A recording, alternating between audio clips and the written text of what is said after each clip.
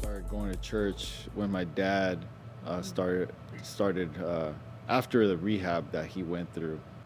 So I was like 9 years old. I was saved pretty much all my life. I was born and raised in a Christian home. I've been serving since I was a preteen in our previous churches. So I've been saved all my life. When I was 10 years old, our Bible school teacher, she was like, obviously did the salvation call. And I remember raising my hand and I accepted Jesus as my savior. We met through MySpace. Yep. Through a mutual friend and MySpace. Yeah, we were attending the same church. We didn't know we were attending the same church. And we saw each other when we went to church. We're like, oh my God, that's him. Like, I know him. Before coming to the Sanctuary Church, I was lost. I was confused. Mm-hmm. And I was confused in a sense of a lot of stuff too, dealing with like church religion and belief. Mm-hmm. Because I did grow up in the church from 9 years old, but it was different. It was a different church than what we are in today. Mm-hmm. I mean, the moment that I stepped into the sanctuary, I knew God. I knew about God, but I didn't know Him.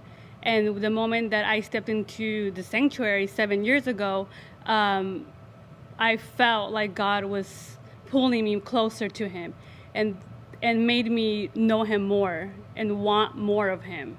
So before, I was just lost. Like, I didn't know who I was.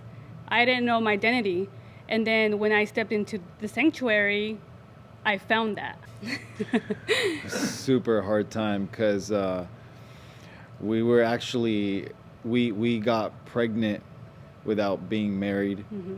And I was actually in the worship at that time, and that looks bad. Mm-hmm. That's not the right order of form or things, and so we were in sin, and we were humiliated. When all that came out, mm-hmm. we were put to shame, and there wasn't no rebuilding or let's get over this. Like there wasn't really a plan. Mm-hmm. And we left hurt. Yeah.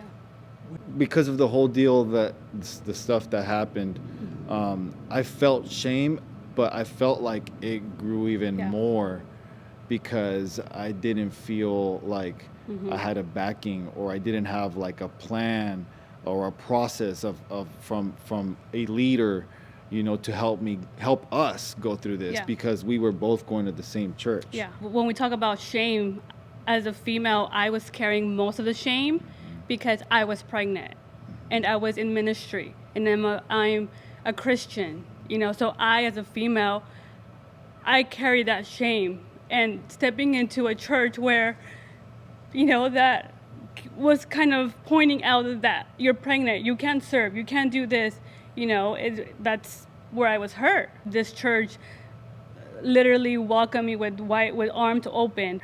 We knew we had done wrong. We knew we lived in sin, and we made a mistake, right, by not doing things properly.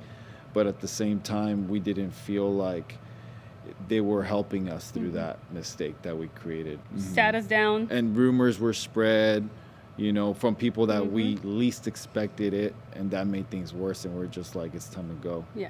I had actually attended at that time, it was called a generations meeting, because one of my friends was coming here, and when we left, I was like, I think I have a good idea of a church we could go visit. Mm-hmm. And we came back and we loved it. It was Easter 2014, so automatically I was like, this is it. It was definitely very different than mm-hmm. what we had grown up in, because we grew up in a Hispanic Pentecostal church. Yeah. And going for the first time to an American church was different for us. But it felt really like home, from the moment we came in, and people greeted us and they were super nice to us. Yeah. And we were kind of stepping into something like uncalled territory, if you would say, because coming from what had happened. But we did feel relief knowing that nobody in here knew about our story, Right. so that we wouldn't be put down, right? Yeah. They would see us as just a regular family. When we were leaving that first service, you were actually out there, Pastor Jay, and you were waving bye to the people. And when I saw you do that, that really touched my heart, because I would never see that from any of my previous pastors growing up.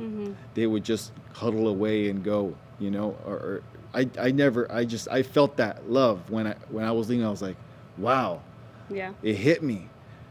A pastor that I don't really know is waving goodbye to me when I've grown up in so many churches and my previous pastors pushed me away. I never got to know them, yet I felt like I knew you already. Yeah, and I remember him telling us, you know what, babe, this is it. Like, this is just pastor, the pastor being outside welcoming and waving, that's a big sign. I think this is a confirmation that this is our church. And we made it our home church since then. My son, just seeing his growth in this church, like, really has impacted me a lot, because I put myself in his shoes, and I'm like, I don't want my son to grow up in a church like I did. Right. I want him to have a different experience. I want him to feel the love of God just so raw as it is, and grow up in that. And the more we came day after day, weekend after weekend, I saw his development. He was literally a 2-month-old. Stepping into a new season recently has really stretched us out even more. And I'm grateful for that. It was hard for me to step into fatherhood, right, and being a husband too at the same time within 2 months notice, maybe. Yeah. So I was going through a very hard time. I really was. But through the support of the church and what they had available to us, in parenting and in marriage, it really helped us out. Yeah. I mean, helped me out. Like you said, we learned to be parent and, together, spouses, literally in 2 months. I didn't know I was pregnant till I was 8 months. And my life just completely, turned around. And when I came into this church, I felt like it's just, for me, I healed. I completely healed. Not the same as I was. And not only that, but I feel like I was able to have relationships here where they kept me accountable and supported me 100%. And I'm always going to be thankful for that, because the relationships that I've created here it's what I needed for my life. Me, I'm just in another level too. I mean, I know God in a different way, and I'm just loving it. I will describe the sanctuary to others, a place where they welcome you, they love you, we're crazy for God. It's unexplainable what's happening here, but it's a good thing. And if anybody is lost, out there, I recommend them here. You want a touch of God, come here. I would say the Sanctuary Church is a authentic, out of this world, loving church. Yeah. And what else could you want in a church? Right. I think sky's the limit, and really there's no limit with God. Yeah. Not that I think, I see God's favor in this church. Yeah. And throughout the whole pandemic, I see God's favor in this church. Yeah. And that's what makes me feel like, all right, let's saddle up, let's tighten up our boots and get fighting, because there's Southern California we need to get to reach. Yeah.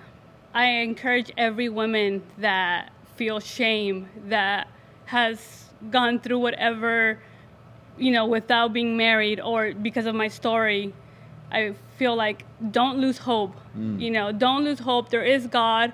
And also there is a God that heals you and gives you peace and just encourages you to keep pushing. We're doing it for our kids so that our kids can see us as strong as we can be.